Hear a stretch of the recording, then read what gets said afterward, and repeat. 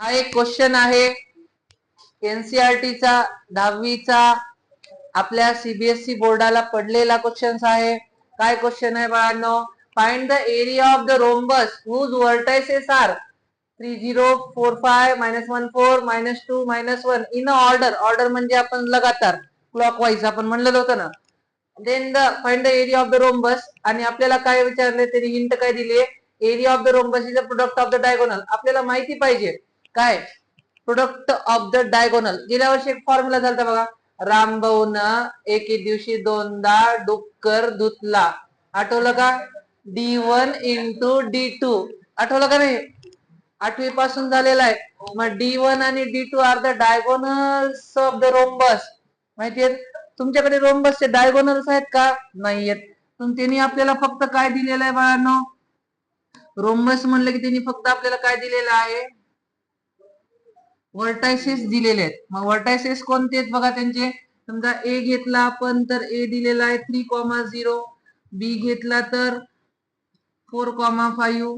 C घेतला तर या ठिकाणी आपला -1,4 आणि डी घेतला तर -2 -1. आता त्याचे डायगोनल कोणते रे? हा बरोबर आहे. एसी आणि बीडी असे दोन डायगोनल प्रत्येक क्वाड्रिलॅटरल असतात. मग असे दोन डायगोनल आहेत. तुमच्याकडे डायगोनल आहेत का? Quadrilateral ABCD is a rhombus. तो रोम्बस आहे. आपल्याकडे डायगोनल नाहीयेत पण एरिया काढण्यासाठी डायगोनल 1 डायगोनल 2 लागतो ना. कसं फाइंड करणार? चलवा जरा स्कॉलर दिमाग थिंकिंग करा. एआय थिंकिंग करते का नाही? तसं करा. अरे कशाला रे मिड पॉइंट? हा मिड पॉइंट गरज आहे का तुला? तुला एसी पाहिजे, पूर्ण एसी आणि बीडी. हा मिड पॉइंटची गरजच नाही तुम्हाला. तुला गरज आहे पूर्ण एसीची. म्हणजे एसीची लेंथ काढायची. लेंथ म्हणजे काय? हा डिस्टन्स. हे यायला पाहिजे तुम्हाला. लेंथ म्हणजे डिस्टन्स. डिस्टन्सचा फॉर्म्युला काढायचा आहे. म्हणजे इकडे बघा, एसीचं डिस्टन्स काढायचंय 3,0. सीचं काय -1,4. एसीचं distance by distance formula. Distance of the AC formula काय म्हणते? In the square root root पूर्ण स्क्वेअर रूट काढायचं बरं का. x2 x1 bracket square plus y2 y1 bracket square. मग या ठिकाणी x2 आहे पहिला पॉइंट, x1 y1 अरे x2 y2. मग x2 तुमच्याकडे आहे -1, x1 आहे 3 चा स्क्वेअर, y2 आहे 4 -0 चा स्क्वेअर. मग या ठिकाणी परत स्क्वेअर रूट मध्ये -4 चा स्क्वेअर प्लस 4 चा स्क्वेअर. -4 चा स्क्वेअर किती? 16 प्लस 16 पॉझिटिव्ह येते प्लस 16 आणि 16 रूट 32. 32 चे फॅक्टर काय पडतात? 16 इंटू 2 करायचं. 16 येते 4 मध्ये राहते 2. हा काय आला? अजून पडतेच नाही 8 चे फॅक्टर. 4 2 8 म्हणजे परत बाहेर 4च येत असते. हा हा मोठे फॅक्टर पाडायचे. आता तुम्हाला काय काढायचे सांगा? बीडी.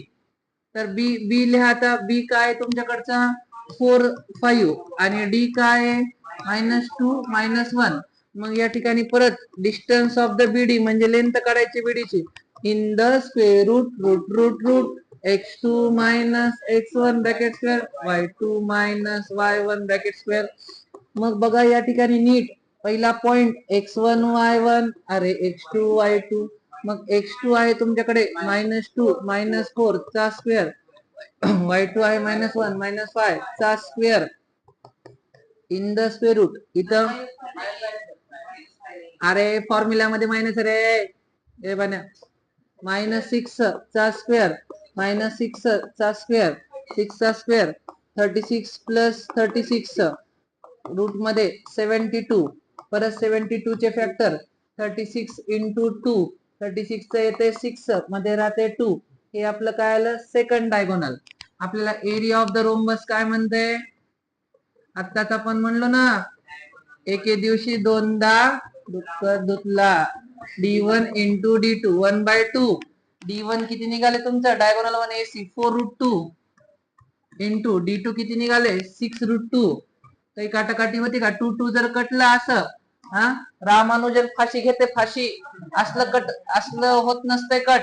ओके मग या ठिकाणी रूट इंटू रूट मल्टिप्लाय करायचं 1/2 into 4 6 24 root into root cancel होत असते बघा 2 येत असते.